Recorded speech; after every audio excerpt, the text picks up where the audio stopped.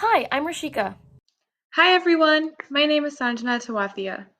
Thanks for watching our first DIY project tutorial and welcome to our first follow-up question and answer session. These are some of the questions that we wanted to address. First, we wanted to address the CD thing that I talked about in the video, namely what side of the CD should the bottle cap be glued. So when you take a normal CD, you can see that there's a rough side and a smooth side. And for the purposes of a hovercraft, you're going to want to glue your bottle cap balloon apparatus to the rough side. This is because the smooth side, when it comes in contact with a flat surface, will provide less friction, which means the hovercraft can glide smoother. It's not going to be interrupted in its path. It's going to slow down at a slower rate, if that makes sense. Another question asked was, how could you control the direction of your hovercraft? And one good way to do that is just to push it in the right direction. Or if you want to get really fancy, you can try adding a little bit of weight, very little, to one side of the hovercraft so that it moves in one direction depending on where you put the weight. Another question had to do with how to make the hovercraft go faster or slower. And so there are a couple ways to do this. The easiest way is going to be the strength of your initial start. So when you start your hovercraft, you give it a little push. How hard you make that push is going to affect how fast or slow your hovercraft goes. The lighter your hovercraft is, if you've added things onto it, it'll go slower. If you kind of keep it to the bare essentials, it will go a little bit faster. You can play around with taping things on. The one thing you have to be careful of is you don't want your hovercraft to get too heavy, or the air from the balloon is not going to be able to get it off the ground and it won't be able to move. So that's something you might want to experiment with at home and play around with to see, where the limits kind of lie. The amount of air in the balloon is also going to affect the speed, but this one's a little bit more tricky to calculate. It's only going to affect it up to a point. You can kind of see this when your hovercraft stops, because there's so little air left that it's not able to really give it, a proper amount of energy for the amount of friction it's experiencing.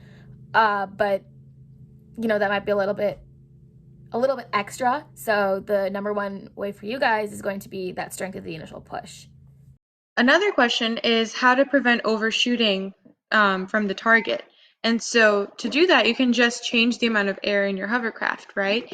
So if you have less air, it'll run out of air by the time it reaches the target. So you can do a couple of trials when you do your challenge to see how long it takes to get it perfectly on the target. So a couple of tips. When you're blowing up the balloon, it might be a bit hard, depending on your lung capacity, to blow it up all the way. So to get the most air that you can in the balloon, you can use a balloon pump, or you can ask your parents to help you out. Ideal here is going to be the balloon pump because it doesn't get tired. And then you would do that before putting it on the bottle cap.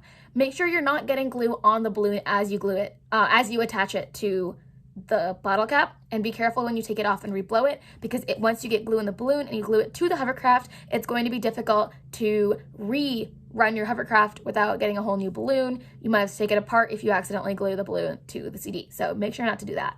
Some other tips for your hovercraft are to pull the balloon all the way over your bottle cap.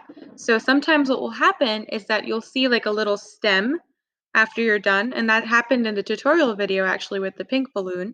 And that stem can be problematic because it can cause your balloon to tip over when you try to drive your hovercraft. And so to prevent that, you can just pull that balloon rubber all over the tip of the bottle cap until there is no stem, like this one. And then a final tip is to put another layer of hot glue on your bottle cap. So in the tutorial, I just put it like on the bottom of the bottle cap when I put it on here, but I went around after and added another layer of hot glue to prevent any leaks. This was our first video of this series, so we'd love to hear a response from you guys and get your thoughts and criticism and concerns on the video so we can continue to make each one the best we can. I hope this was helpful, and we hope to see you at our next DIY project tutorial. Thank you! Thank you.